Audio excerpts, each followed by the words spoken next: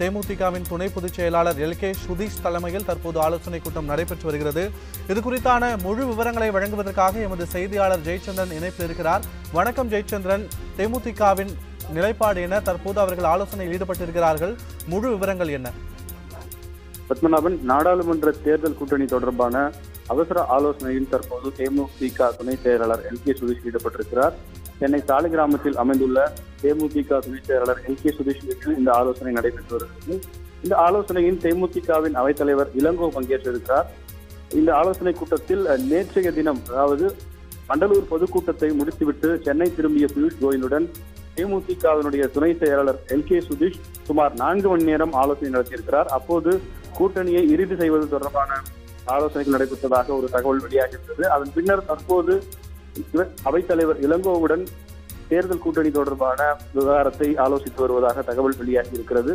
கூட்டணி பேச்சுவார்த்தைக்கு அமைக்கப்பட்டிருக்கக்கூடிய குழுவின் முக்கிய உறுப்பினர்களாக பார்க்கக்கூடிய அவைத்தலைவர் இளங்கோவும் சுதீஷும் சில ஆலோசனைகளை மேற்கொண்டு அதன் பிறகு தேமுதிக பொதுச் செயலாளர் விஜயகாந்தை சந்திக்கவிருக்கிறார்கள்.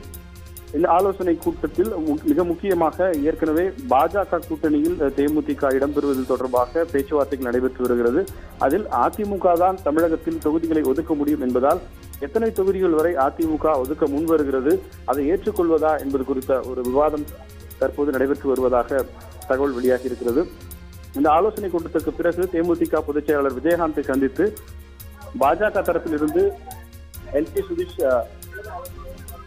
சற்று முன் இன்னொரு தகவலும் இருக்கிறது. தேமுதிகவினுடைய துணை செயலாளர் பார்த்தசாரதியும் தற்போது ஆலோசனையில் இணைவதற்காக எல்கே சுதீஷ் இல்லத்திற்கு வருகை தந்திருக்கிறார். இந்த 3 பேரும் மிக முக்கிய உறுப்பினர்களாக பார்க்கப்படுகிறார்கள். தேர்தல் கூட்டணி தொடர்பாக கட்சிகளோடு பேச்சுவார்த்தை நடத்துவதற்காக தேமுதிக பொதுச் செயலாளர் விஜயகாந்த் அமைத்த குழுவில் மிக முக்கிய உறுப்பினர்களாக பார்க்கப்படக்கூடிய எல்கே சுதீஷ், அவைத்தலைவர் இளங்கோ, துணை செயலாளர் பார்த்தசாரதி ஆகிய 3 பேரும் தற்போது ஆலோசனையில் ஈடுபட்டு வருகிறார்கள். இந்த ஆலோசனைக்கு பிறகு தேமுதிக பொதுச் செயலாளர் விஜயகாந்தை சந்தித்து பாஜக தரப்பில் இருந்து நேற்று பியூஷ் கோயலோடு எல்கே சுதீஷ் பேசிய போது என்னென்ன விஷயங்கள் தெரிவிக்கப்பட்டது, தொகுதிகள் உடன்பாடு ஏற்பட்டதா என்பது போன்ற தகவல்களை விஜயகாந்திடம் தெரிவிக்க அப்போது தேமுதிகவினுடைய பொருளாளர் பிரேமலதா விஜயகாந்தும் அந்த ஆலோசனையில் ஈடுபடுவார் என்று தெரிகிறது. ஜெயச்சந்திரன், நேற்று அதிமுகவோடு எல்கே சுதீஷ் பேச்சுவார்த்தையில் ஈடுபட்ட அதே நேரத்தில் அவைத்தலைவர் இளங்கோவன் திமுகவுடனும் கூட்டணி பேச்சுவார்த்தையில் ஈடுபட்டதாக தகவல் வெளியான நிலையில் இன்று நடக்கும் இந்த கூட்டத்தில் யாருடன் கூட்டணி என்பது குறித்தான இறுதி முடிவுக்கு வாய்ப்பு இருக்கிறதா? தகவல் என்ன? நேற்றைய தினம் நடைபெற்ற கூட்டணி பேச்சுவார்த்தை என்பது அதிமுக தரப்பில் கூட்டணி பேச்சுவார்த்தை நடத்துவதற்காக எல்கே சுதீஷ் டைடன் ஹோட்டலுக்கு சென்றிருந்த அதே நேரத்தில் தேமுதிகவின் முன்னாள் எம்எல்ஏ அனகை முருகேசன் தலைமையிலான ஒரு குழு திமுக பொருளாளர் துரைமுருகனை சந்தித்து திமுக கூட்டணியில் இடம்பெறுவதற்கான விருப்பத்தை தெரிவித்ததாக துரைமுருகன் செய்தியாளர் சந்திப்பில் தெரிவித்த போது வெளிப்படுத்தியிருந்தார். ஆனால் தேமுதிக தரப்பில் இருந்து அதை வெளிப்படுத்தவில்லை. தேமுதிகவில் இருந்து சென்ற அனகை முருகேசன் இந்த சந்திப்பு என்பது தனிப்பட்ட முறையிலான ஒரு சந்திப்பு என்று ஒரு கருத்தையே தெரிவித்திருந்தார். அதே போல தேமுதிகவும் பாரதிய ஜனதா அதிமுக கூட்டணியில் இடம்பெறுவதையே விரும்புகிறது. அதற்கான பேச்சுவார்த்தைகள் தான் தற்போது நடைபெற்று வருகிறது.